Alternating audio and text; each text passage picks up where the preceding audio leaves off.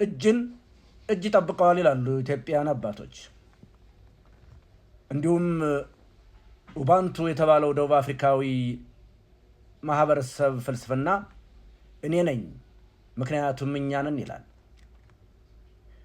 የሁለቱም ጥልቅ ሐሳብ በአንድ ላይ ሲጠመር ሰው ብቻውን አይበቃም የሚል አስተሳሰብ ነው። ዓለም ከአፍሪካውያን ፍልስፍና ወይም የኑሮ ዘዴ ብዙ መማር ነበረበት። ሰው ከሌሎቹ ጋር ይኖራል፣ እርስ በርስ እንኗኗራለን፣ እንረዳዳለን። ሁለቱም አንድ መልእክት ነው ያላቸው። ቀደም ሲል እንዳነሳ ነው ሰው ብቻውን አይበቃም፣ ምክንያቱም ሰው ከሰው ጋር ነው ኑሮ።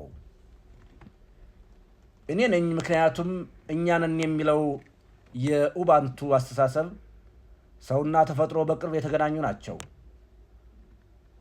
ሰውነት በማህበረሰብ ውስጥ ይገነባል። ሰው ከሌሎቹ ጋር ሲኖር ሙሉ ሰው ይሆናል ነው።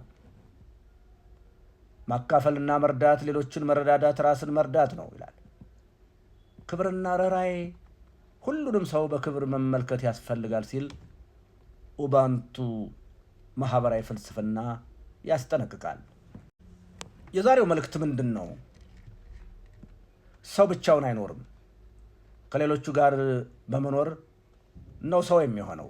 እርስ በርስ መደጋገፍ፣ ማካፈልና መከባበር የአፍሪካውያን የህይወት መሰረት ናቸውና እንረዳዳ፣ እንተጋገዝ፣ እጅ ለእጅ እንያያዝ። ምክንያቱም ኢትዮጵያውያን አባቶች እንዳሉን እጅን እጅ ይጠብቀዋል።